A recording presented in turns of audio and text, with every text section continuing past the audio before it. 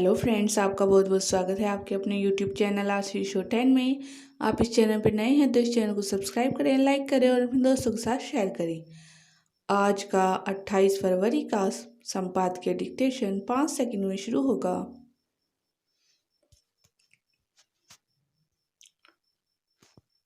Start.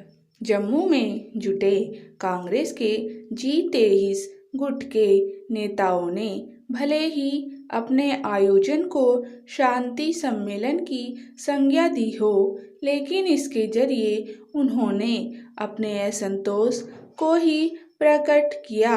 उन्हें यह कदम शायद इसलिए उठाना पड़ा क्योंकि कांग्रेस नेतृत्व उन सवालों का समाधान करने को तैयार नहीं जो उन्होंने सोनिया गांधी को चिट्ठी लिखकर उठाए थे। G23 गुट के नेताओं की ओर से गुलाम नबी आजाद के नेतृत्व में नए सिरे से अपने तेवर दिखाए जाने के बाद भी यदि कांग्रेस अपना रुख रवैया बदलने को तैयार नहीं होती तो इसका मतलब होगा कि वह सच स्वीकार करने को तैयार नहीं।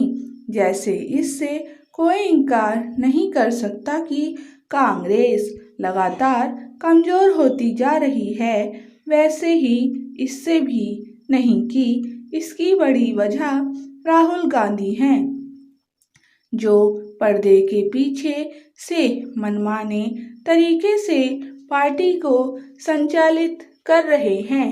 उनकी समस्त राजनीति झूठ पर टिकी है और उसका एकमात्र मकसद प्रधानमंत्री मोदी को नीचा दिखाना है।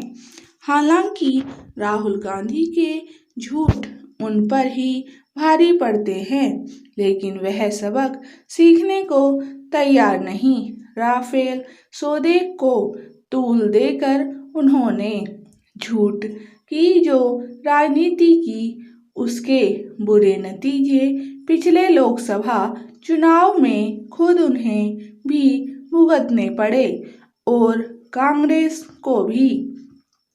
मुश्किल यह है कि वह अपनी फजीहत होने के बाद भी झूठ की राजनीति जारी रखते हैं। बीते दिनों पुडुचेरी में उन्होंने यह झूठ उछाला कि देश के पास मछुआरों के लिए कोई मंत्रालय ही नहीं है। उनके इस झूठ की पोल खुद इस मंत्रालय के मंत्री ने खोली, फिर भी वह उसे दोहराने से बाज नहीं आए। वह केवल झूठ पर टिके ही नहीं रहते, बल्कि बेतुके जुमले भी उछालते हैं। कांग्रेस का मर्ज बन गए राहुल गांधी।